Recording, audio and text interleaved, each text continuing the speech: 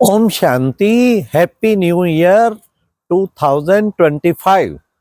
नव वर्ष आपके लिए सफलताएं लाए, खुशियां ही खुशियां लाए। आप निरंतर योगी बने, बाबा के सच्चे सेवादारी बने, नए नए कुछ ऐसे कार्य करके दिखाएं जो बाबा की, पूरे ब्राह्मण परिवार की आपको शाबाश मिले, दुआएं मिले। तो अपना नए वर्ष का सब प्लान जरूर फिक्स करें। कुछ योग का संकल्प रखें। हर महीने 108 घंटा प्रतिमास योग करेंगे। तो मैंने इस पिछले वर्ष में 2024 में सचमुच ये संकल्प किया था और निभाया। ऐसे ही और भी संकल्प सुंदर सुंदर कर सकते हैं। एक बार भी क्रोध ना आए, ये शुभ संकल्प कर सकते हैं। और रोजाना कितने घंटा, 2 घंटा, 3 घंटा, जितना जितना संभव हो, मैं इतना टाइम सेवा में जरूर लगाऊंगी, ऐसा भी कुछ शुभ संकल्प कर सकते हैं। और कोई चीज कमी कमजोरी छोड़ने का भी शुभ संकल्प कर सकते हैं। तो रिटर्न में करें, डायरी पे और अपने दीवार पे लगा के रखें, ताकि आते जाते अटेंशन रहे। आज की नववर्ष की मुरली बाबा ने, उसमें दिल में छपने वाली गहराई की बातें।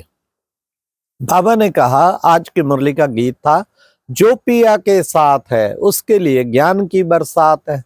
बच्चे जो बाबा के साथ कंबाइंड रहते हैं, ऐसे बच्चे बादल की तरह, और वो खूब बरसते हैं। वो ज्ञान सागर से भर के फिर खूब बरसते हैं। ऐसे बरसने वाले बच्चों की बहुत महिमा होती है। बच्चे वो कितना बरसते हैं, बाबा कहते हैं उच्च पद पाएंगे वो। कई तो बच्चे बरसते ही नहीं, जो बिल्कुल नहीं बरसते, तो उनका तो जैसे पेट पीठ से लग जाता है। आज बाबा ने कहा पेट पीठ से लग जाता है। इसलिए तो ये एक विशेष बाबा ने सूचना दी कि बच्चे तुम्हें खूब बरसना है। फिर बाबा ने कहा, बच्चे ट्रांसलाइट का चित्र बहुत अच्छा है, ये सबके पास होना चाहिए। तुम्हें बच्चे खुशी में खगियां मारनी चाहिए। खगियां, बच्चा छोटा होता है ना ऐसे करता है ना, ऐसे उसको बाबा खगियां कहते हैं। मतलब इतना खुशी होनी चाहिए तुम्हें। फिर बाबा ने कहा कि बच्चे, तुम बच्चों को, ये लक्ष्मी नारायण का चित्र भी बाबा ने कहा सबके पास होना चाहिए। फिर आज बाबा ने कहा कि बच्चे, आत्मा जो है अविनाशी है, उसका पार्ट भी अविनाशी है। मैं तो फिक्स टाइम पे आता हूँ, उसमें कोई चेंज हो नहीं सकता।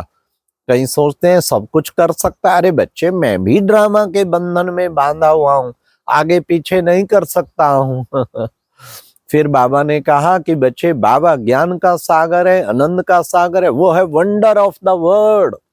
सारी दुनिया को हेवन बनाने वाला, पैराडाइज बनाने वाला, बहिष्ठ बनाने वाला, वो है वंडर ऑफ द वर्ल्ड। तो उसकी कितनी न महिमा करनी चाहिए बच्चों को। अविनाशी सर्जन भी है बच्चे, ऐसा इंजेक्शन देता है, ऐसा इंजेक्शन जिससे तुम बच्चे, हाँ, वो मन मना भाव का इंजेक्शन, जिससे 21 जन्मों के लिए निरोगी बन जाते। फिर बाबा ने कहा कि बच्चे, तुम बच्चों को भी विषय देखो। बच्चे, माया कितना खींचती है, बुद्धि को लगने नहीं देती है।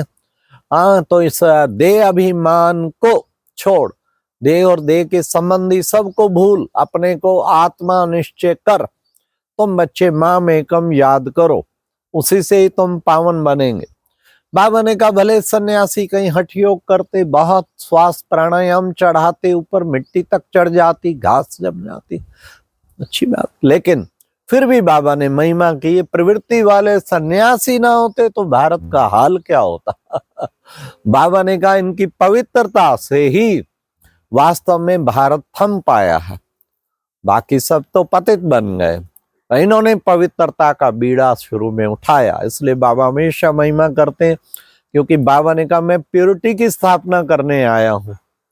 हाँ, और जो आधा कल्प तक चलती है, भारत जैसा प्योर कोई नहीं था। बाबा आके तुम्हें तमो प्रधान से सतो प्रधान बना दें। बाबा ने कहा, जितना धारणा करेंगे उतना औरों को कराएंगे। धारणा करके ना कर, और अगर औरों को नहीं धारण कराएंगे तो फिर क्या होगा बच्चे, फिर तो क्या पद पाएंगे, नौकर चाकर जाके बनेंगे। इसलिए बच्चे, अभी तो ये राजधानी स्थापन हो रही है। जितना पढ़ाई अच्छी रीति पढ़ेंगे तो उच्च पद पाएंगे। पढ़ाई को अच्छी तरह से पढ़ना है, कभी भी गफलत नहीं करनी पढ़ाई पढ़ने में। तो बाबा ने कहा कि बच्चे, अभी बाबा तुम बच्चों को इस पार से उस पार ले जाता है, तुम कितने उच्च जाके भाग्यशाली बनते हो। बाबा आया है भाग्य विधाता बाप तुम बच्चों को भाग्य देने के लिए।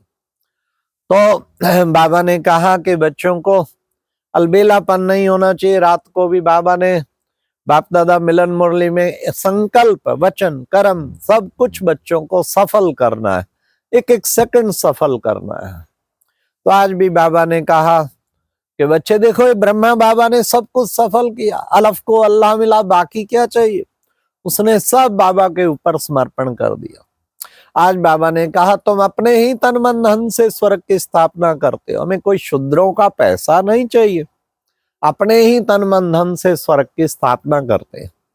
इसलिए बाबा ने कहा कि अब तुम बच्चे ऐसे सुंदर ब्रह्मा बाबा ने जैसे किया, तत्वम ब्रह्मा बाबा ने सब कुछ अर्पण कर दिया। ब्रह्मा बाबा को पक्का निश्चय था कि मैं नारायण बनूंगा।